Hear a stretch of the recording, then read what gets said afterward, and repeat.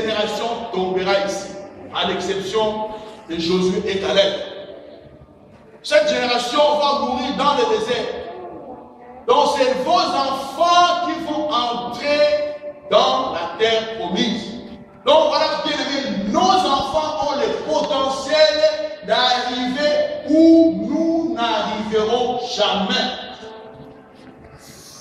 Nos enfants ont le potentiel, je le répète encore, de faire des choses que nous ne ferons jamais, que nous ne pouvons pas faire. David avait l'intention de bâtir le temple pour Dieu, mais Dieu lui a dit, David, ce n'est pas toi, ça sera ton enfant. Alléluia. Gloire au Seigneur. Tes enfants vont comprendre des choses que tu ne vas jamais comprendre toi. Voilà bien aimé que les Européens ont fait toutes sortes d'inventions. Mais les enfants ont inventé le GSM. Les enfants ont inventé les tablettes. Les générations familiales. C'est dans le plan de Dieu. Voilà pourquoi nous devons les tailler. Et une flèche sert encore à quoi? À être visée, à être lancée. Lançons nos enfants dans la vie. Lançons nos enfants dans les affaires. Lançons nos enfants. C'est dommage que les parents africains, avant de mourir, s'assurent qu'ils bouffent tous leur argent. Ils bouffent tout leur argent avec des belles voitures. Ils bouffent tout leur argent avec les femmes. Et les enfants commencent où? À zéro, par terre. Et ils doivent monter. Regardez dans le pays qui est le nôtre, la Belgique. Les grands partis politiques, les présidents des grands partis politiques sont les enfants, les anciens présidents de ces partis. Je ne cite pas les noms de ces partis parce que je ne veux pas en faire la publicité. Alléluia. Gloire au Seigneur. Mais regardez bien, parce que ces parents ont taillé les enfants. Et ils les ont lancés dans la vie. Dans la vie. Commencer une vie avec une maison pour laquelle tu ne vas pas payer des loyers. Alléluia. Beaucoup de gens que nous côtoyons ne payent pas les loyers. Leur argent c'est pour manger, s'habiller et aller à la maison. C'est pas à venir ici. Amen. On appelle ça héritage. Et ils commencent déjà à un niveau très élevé pendant que nous autres, commençons tout à fait à faire. Alléluia. Gloire au Seigneur. Mais j'ai une bonne nouvelle pour toi, c'est que peu importe là où tu as commencé, tes enfants ne vont pas commencer là. Alléluia. Tes enfants ne vont pas commencer dans la misère où toi tu as commencé, parce que toi tu es là, tu vas leur laisser quelque chose. Voilà pourquoi nous devons refuser la culture de l'aide sociale, la culture de CPS. Nous devons refuser cela, parce qu'avec ça, tu ne vas rien laisser aux enfants. Voilà pourquoi nos amis de l'Afrique du Nord sont là, tous liés par ce système-là. Papa est dedans, les enfants sont dedans, et ils se disent pourquoi je dois aller à l'école.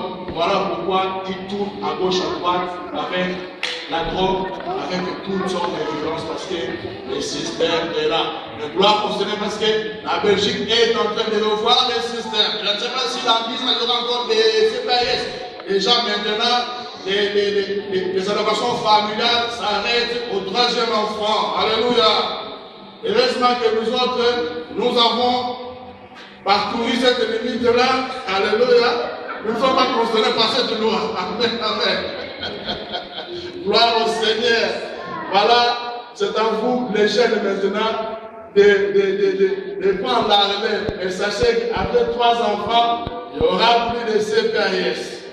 Moi j'en ai 5 et tous les 5 ont été couverts.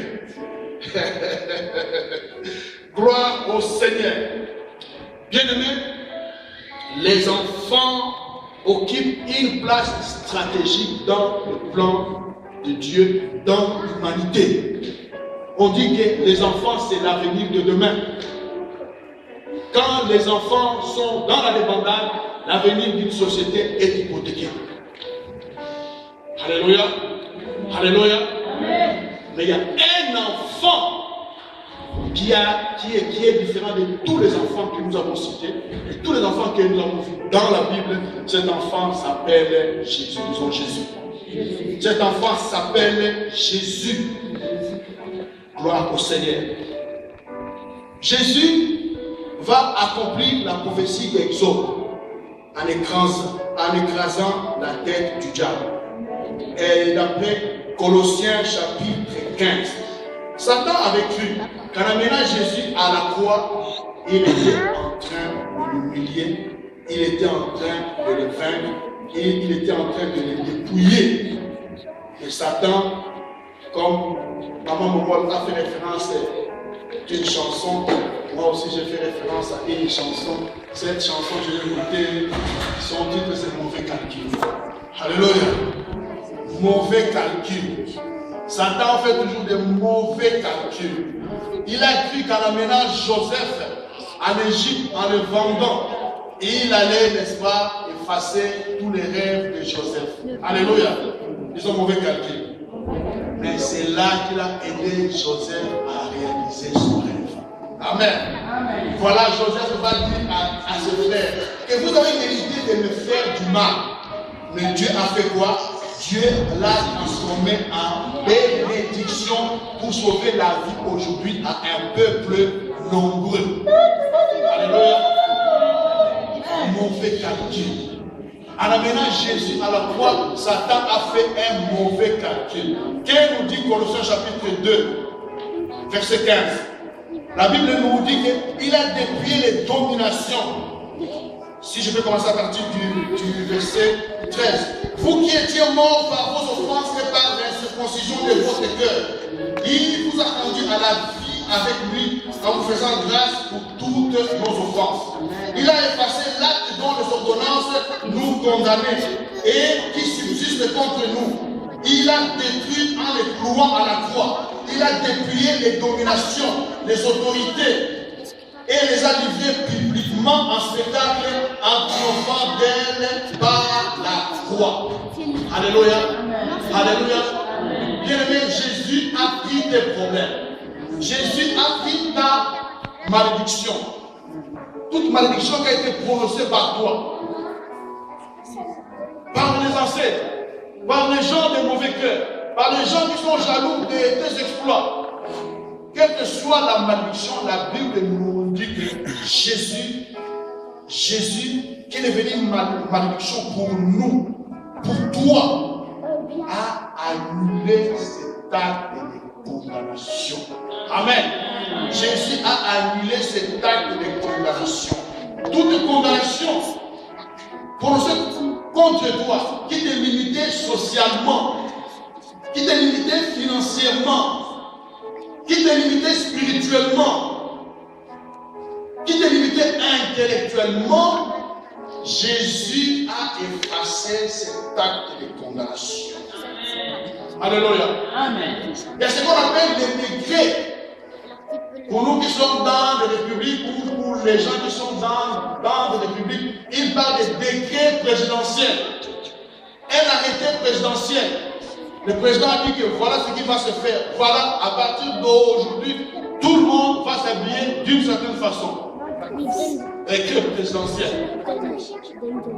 Les décrets qui condamnaient ta famille. Les décrets qui condamnaient ta postérité. Qui disaient que tes enfants ne vont jamais faire des exploits.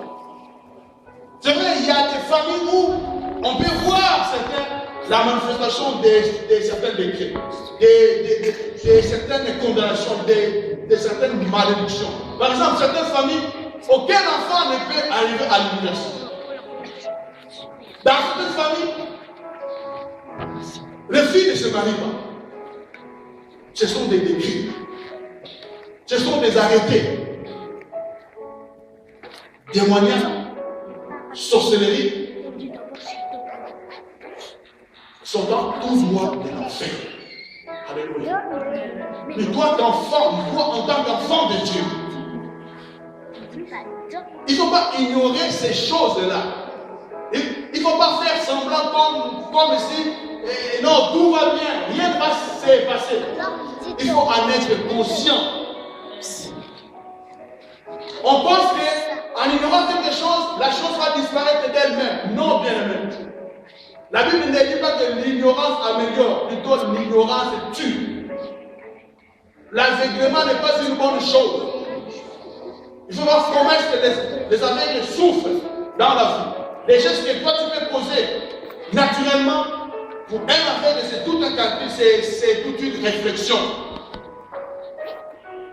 Donc il faut que tu regardes en quoi tu vois des choses qui sont suspectes dans ta vie, dans ta famille, dans la vie de tes enfants, et commence à annuler avec l'autorité de la croix, avec l'autorité du sang de Jésus-Christ, commence à annuler tous ces décrets qu'on aurait prononcés. Qu'on aurait prononcés. Maintenant, je parle au conditionnel. Je ne suis pas de l'école qui pense que dans toutes les circonstances, il faut voir les démons. Je ne suis pas de cette école-là. Je ne suis pas de ces bords-là. Je ne suis pas de cette philosophie-là. Donc, quand nous constatons quelque chose, attaquons-nous à cette chose-là. Tout en ayant un côté de reconnaissance que ça peut aussi être autre chose. Ce n'est pas forcément une manifestation démoniaque. Alléluia. Alléluia. Je sais que nous les Africains, quand nous parlons des démons, nous devenons attentifs. Quand nous parlons des sorciers, nous devenons plus attentifs encore. Alléluia. Gloire au Seigneur. Gloire au Seigneur. Voilà, à la croix, Jésus a déchiré l'acte de condamnation sur toi, l'acte de condamnation sur nous. Tout ce qui condamnerait l'Église, Jésus a aussi, l'a aussi détruit, l'a aussi annulé à la croix. Amen. Amen, amen. Acclamons le roi de gloire.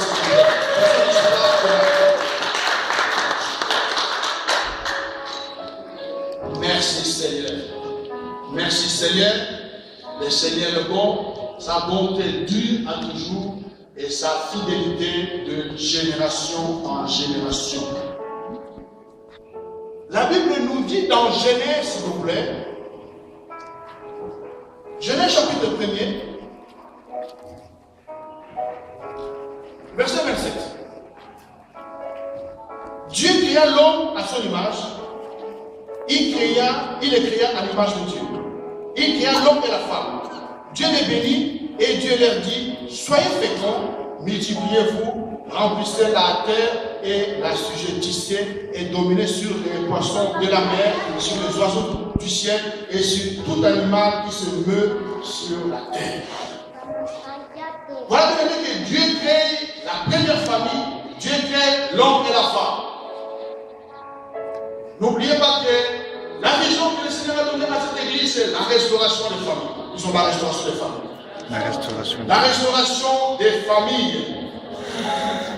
Gloire au Seigneur. Alors, à la fin de ce verset, Dieu parle de la domination. Que cette famille doit dominer. Dominer veut dire régner. Ils ont régné. Domination veut dire régner. Maintenant, ils ne régneront pas seuls. L'homme et la femme ne régneront pas seuls. Regardez, le mot domination vient à la fin de cette bénédiction ou de cette recommandation que Dieu donne à l'homme et à la femme. Donc, quand ils vont dominer, ça veut dire qu'ils ont déjà accompli la première mission qui est d'être fécond. Avant de dominer, ils ont déjà accompli la mission de se multiplier.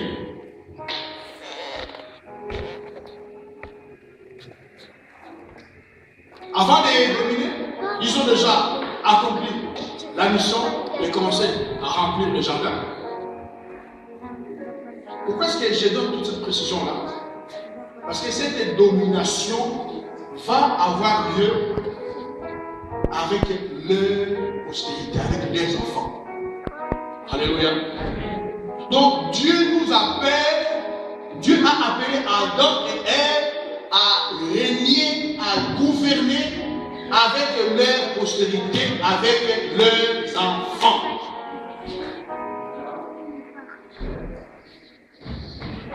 Voilà la mission de la famille. Mais nous savons malheureusement que par la tentation, par la séduction du diable, l'homme est tombé et de ce fait a perdu cette position stratégique dans laquelle Dieu l'avait placé dans la création. Donc, maintenant, les règnes, la domination qui était désignée à l'homme et à la femme, maintenant, ça ne sera plus l'homme et la femme qui vont gouverner, qui vont régner dans le monde. Ça sera qui? Ça sera Satan. Donc, par l'obéissance au diable, l'homme et la femme ont aussi cédé les règnes. Voilà pourquoi la Bible appelle Satan le prince de ce monde. Satan est en domination dans le monde. Voilà pourquoi notre monde va comme il va. Voilà pourquoi il y a des guerres partout. Voilà pourquoi il y a des calamités, des catastrophes partout. Voilà pourquoi il y a la famine, il y a les maladies. Parce que Satan est véritablement en train de gouverner le monde. Car c'est l'homme qui lui avait donné ses prérogatives. Mais Dieu qui est amour ne va pas s'arrêter là. Dieu ne va pas s'arrêter là. Voilà pourquoi il prononce au chapitre 2, au chapitre 3 plutôt, une parole prophétique qui va être l'espoir de l'humanité. À savoir, le fils de la femme écrasera la tête. Et comme je l'ai dit, ultimement, ce fils de la femme, cette postérité de la femme, c'est le Seigneur Jésus-Christ. Alléluia. Le Dieu de gloire. Le Seigneur des miséricordes. Voilà la prophétie qui concerne le Seigneur dans Ésaïe chapitre 9. Que nous dit Ésaïe parlant de notre Seigneur Jésus-Christ? Allons dans Ésaïe chapitre 9.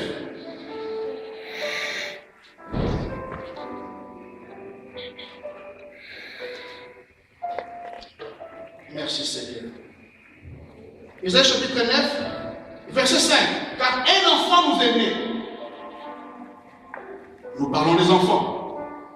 Nous parlons de la postérité de la femme. Un fils nous est donné. Puis, la domination reposera sur son épaule. Christ est venu, Christ est apparu afin de récupérer les rênes qu'Adam avait perdus sur le monde. De récupérer la domination que la première famille a perdue dans le jardin d'Éden. À savoir, dominer dans le monde. Dominer veut dire régner. Alléluia. Alléluia. Gloire au Seigneur. Voilà pourquoi, bien aimé, quand Hérode, quand les mages et les bergers se sont lancés à la recherche de Jésus, leur objet de recherche était où est le roi qui vient de naître. Parce que quelle est la fonction du roi? C'est de régner. Ils ont régné. La fonction du roi est de régner. Et de régner. Et de dominer. Jésus est venu restaurer les règnes de la première famille. Jésus est venu restaurer la domination de la première famille. Alléluia. Amen. Alléluia. Amen. Le Seigneur veut notre famille restaurée. Le Seigneur veut votre famille restaurée. Le Seigneur veut la restauration de chaque membre de la famille.